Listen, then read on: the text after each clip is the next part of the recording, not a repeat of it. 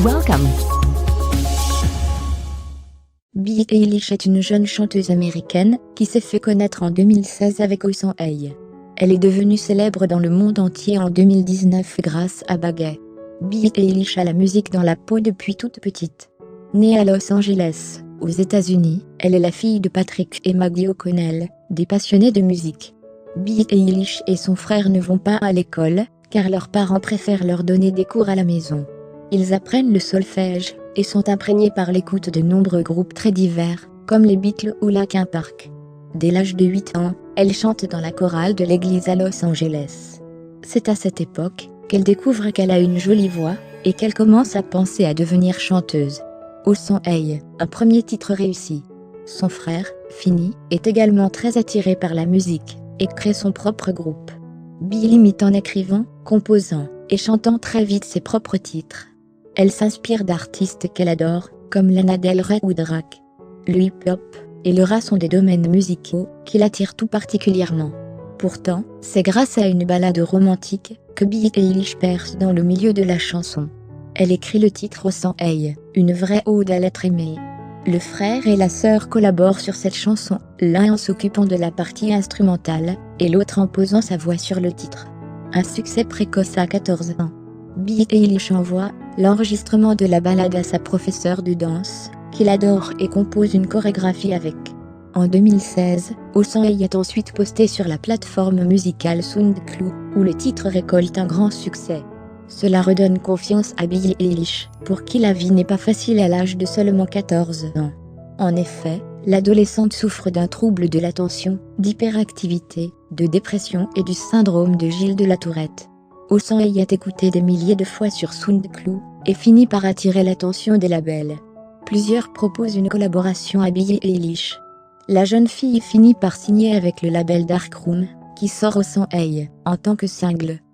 Quelques semaines plus tard, la chanson est disque de platine. Billie Eilish surfe sur le succès en sortant plusieurs singles dans la foulée. Belly H, écrit par son frère, Kopika, dont Wanna Be You Anymore, Bitch Brocanjar, Watch. En duo avec le rappeur Vince Staples, elle réunit ses titres dans un premier et sorti en 2017 et intitulé Don't Smile Am. Billie Eilish se fait aussi connaître du grand public en réalisant Boré, la BO de la série 13 Reasons. La chanteuse est très appréciée dans les pays anglo-saxons pour la justesse de ses chansons et son style original. En Elle et Fall Asleep, Do, son premier album. 2018 est l'année de la reconnaissance internationale pour Billie Eilish. La jeune femme part en tournée lors du Mima Tour et enchaîne sur l'écriture de nouvelles chansons. Les singles You Should See Me in Akron, en The Party OV et Comme Autant de Pieds sortent courant 2018, toujours avec autant de succès. Billie Eilish participe une nouvelle fois à la BO de 13 Reasons en collaborant avec Calais sur Lovely. En 2019, c'est la consécration pour Billie Eilish. L'artiste sort son premier album, en Elle et Fall Asleep, Do. Il se classe top 1 des charts dans 15 pays, dont le Royaume-Uni, les États-Unis, l'Australie. Bad Guy, titre numéro 1 mondial. C'est probablement la chanson Bad Guy, sortie fin janvier 2019, qui est la plus appréciée dans le monde. Elle est numéro 1 de sa sortie sur l'iTunes Store et sur Spotify. Le nom de Billie Eilish, cette jeune femme talentueuse et hors norme, est alors sur toutes les lèvres. À seulement 17 ans, c'est la première artiste née dans les années 2000 à être numéro 1 des hits mondiaux. Le clip déluré et empreint d'humour noir de Bad Guy est vu des millions de fois sur YouTube. Les titres Bury Affriant et Wish You Were Gay, tirés de l'album, sont également très appréciés. Choisi pour la BO du prochain James Bond. Billie Eilish va à la rencontre de ses fans lors d'une tournée aux États-Unis, le Fall Asleep Tour. Son nouveau single, Xanny, dénonce la consommation excessive d'alcool et de drogue. Début 2020, Billie Eilish apprend avec joie qu'elle est choisie pour chanter sur la BO du prochain James Bond. C'est la plus jeune artiste qui ait jamais interprété la bande-son d'un film du célèbre espion. 007, Mourir peut attendre, sortira en salle en avril 2020. Triomphe au Grammy Awards. En janvier 2020, Billie Eilish est nommée dans 6 catégories aux Grammy Awards. Album de l'année, chanson de l'année, enregistrement de l'année, meilleur album vocal pop et révélation de l'année. Elle en rafle 5. Pour 2020, l'artiste projette de tourner un documentaire sur son début de carrière fascinant. En février, elle est invitée de la cérémonie des Oscars et chante le titre Yesterday des Beatles, en hommage aux grandes stars disparues. Un succès de plus pour l'artiste, devenue en 2019, la femme la plus écoutée de la plateforme Spotify avec plus de 50 millions d'écoutes. Son tube, Bad Guy, c'est ici à la seconde place des morceaux les plus écoutés de l'année et l'album dont il est extrait, And We Fall Asleep, Heard We Go, est le disque le plus streamé de la plateforme avec quelques 6 milliards d'écoutes. C'est en 2016 que Billie Eilish se fait connaître, en sortant Ocean Eye, un titre écrit avec son frère, également artiste, Finny O'Connell dans sa chambre. Son style d'ado torturé, en proie au spleen, ses clips sombres, et ses textes abordant des thèmes comme la dépression ou la solitude l'ont fait devenir, en seulement quelques mois, une chanteuse incontournable dans le monde entier. Sans filtre, bien loin des stéréotypes des adolescentes superstars et super sexualisées, Billie Eilish marque par son franc-parler, son engagement, notamment pour la planète, et son style non conventionnel. Et son succès est impressionnant. Lord américaine. De bonnes chansons pop, insistons. Billie Eilish serait un peu la réponse américaine à Lord, précoce mais studieuse sous ses airs d'ado rebelle fan de hip-hop. Un flair pour les mots qui frappent, comme sur la chanson Belly H, bondissant délire pop-folk psychopathe, qui débute avec ses strophes. Sita Alley Alone, Mout Fluff Gum, In the Driveway, Me Free en Harfar, In the Back of Me Car, Letter Body. Une oreille pour les mélodies qui s'apprêtent bien à la pop électronique, et au rythme ras. Une vraie voix, déjà, trompeuse de douceur.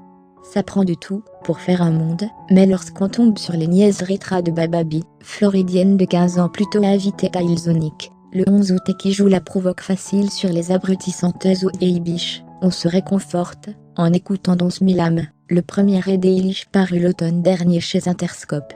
Son frère aîné, et co-réalisateur, Finny donne un coup de main à l'écriture. Chez les O'Connell, son vrai nom de famille, la musique est une affaire de famille.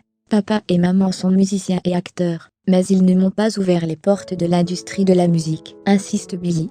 Ils m'ont plutôt donné l'amour pour la musique. Ma mère m'a montré comment on écrivait des chansons. Mon père m'a appris les rudiments du piano et du ukulélé. Quand j'ai réussi à comprendre un peu de tout ça, je leur ai dit de me laisser tranquille avec mes chansons.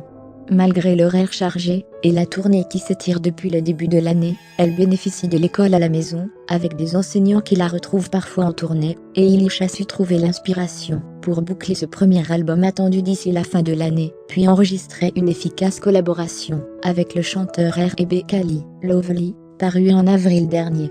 Il y a 2 semaines, elle lançait un vidéoclip pour sa chanson Au stage, co-réalisé par le Belge Stromae. Un autre langage.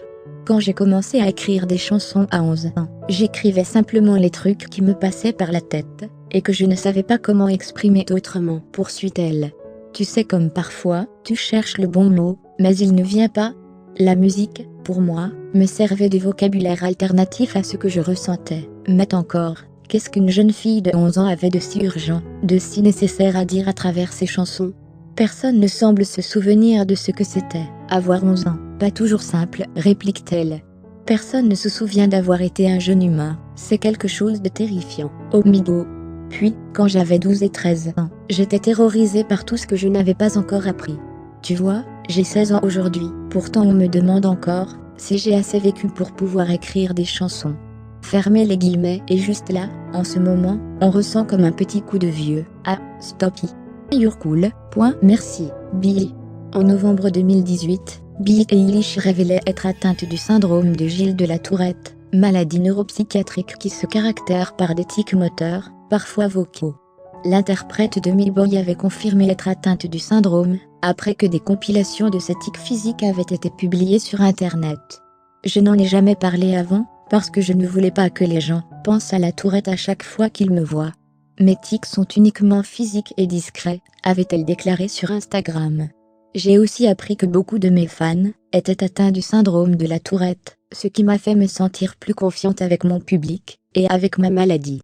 J'ai senti qu'il y avait une connexion avec mes fans quand certains m'ont dit moi aussi. J'ai toujours vécu avec ça, poursuit Billie Eilish, qui croit que son exemple de réussite est une manière de briser les tabous sur le syndrome de la Tourette. Merci beaucoup.